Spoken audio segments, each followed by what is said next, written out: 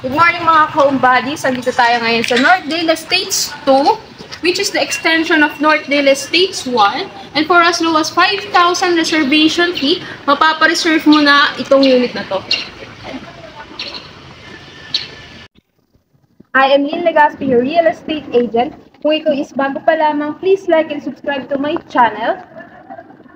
Let me assist you to find your new home.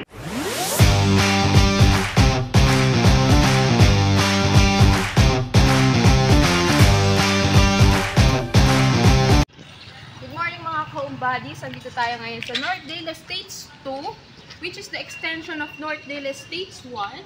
And for as low as 5,000 reservation fee, mapapareserve mo na itong unit na to. Ang minimum lot area nito is 36 square meters at ang floor area nito is 42 square meters. So, ito is malapit na rin sa hospitals and one way going to PITX na rin po. So, saan ka pa? Ang Northdale Estates ka na.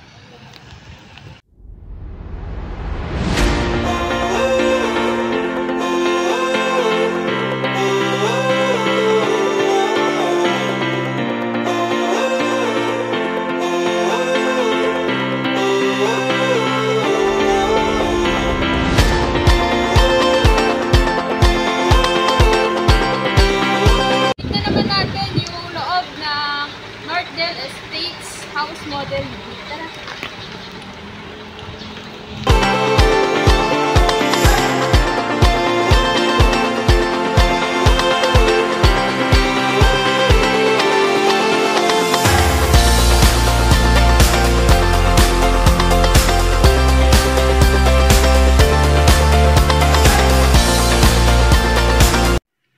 Dito tayo ngayon sa Northdale Estates 2, ang pinakamura at sulit na townhouse dito sa Naik, Cavite.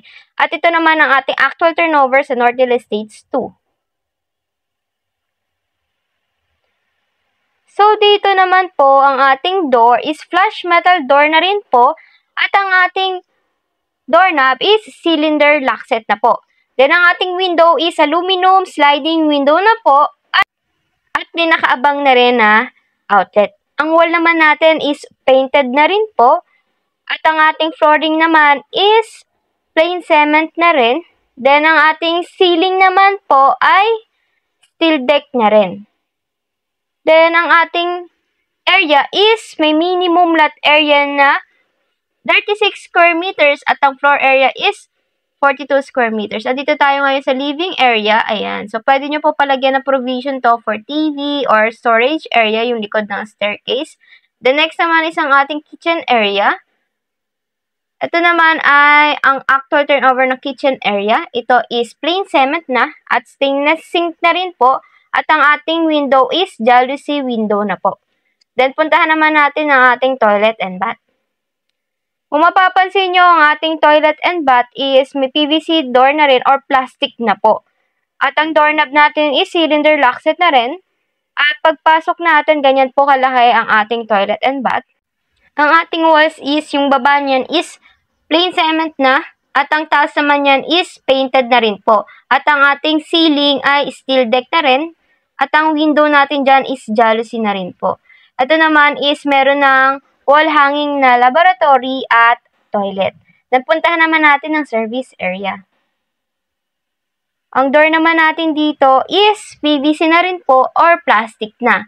At kung mapapansin nyo, so may nakaabang na rin po na walls. Ayan. So, ang ating flooring naman dyan is plain cement na rin at pwede nyo pong ipa-extend and or ilagay dito yung kitchen sa likod. Then, ayan naman po ang ating roof. So, sobrang luwag ng ating likod. At pwede nyo po ditong lagyan din ng laundry area and extension po ng mga rooms. Ayan. So, ang wall natin is painted na rin at jalousie na rin po ang ating window. Then, puntahan naman natin ang second floor. Kung mapapansin nyo, ang ating staircase naman po ay metal na or ang concrete nito is buhos na po. Pwede kayo dyan magpalagay ng vinyl or tiles. Ayan. So, ganyan po kaluwag ang ating staircase. Then, dito naman po ang ating second floor. Ito naman po ang actual turnover ng second floor. Plain cement na rin po ang ating flooring and ang wall natin dito is painted na rin po. At ang ating flooring, ayan nga po, plain cement na at ang ating window is aluminum sliding window na rin. So, nakabang na rin po dyan yung ating mga outlet at ayan po ang ating ceiling na steel deck na. Then, puntahan naman natin ang likod neto. Nandito naman tayo sa likod. So, ang ating window is jalousie window na po. At ayan, pwede nyo po kayong magpa-extend dito. Dahil sobrang luwag pa. At nakaabang na rin ng ating outlet. Ito is provision for 2 bedrooms pa. Ang area na to.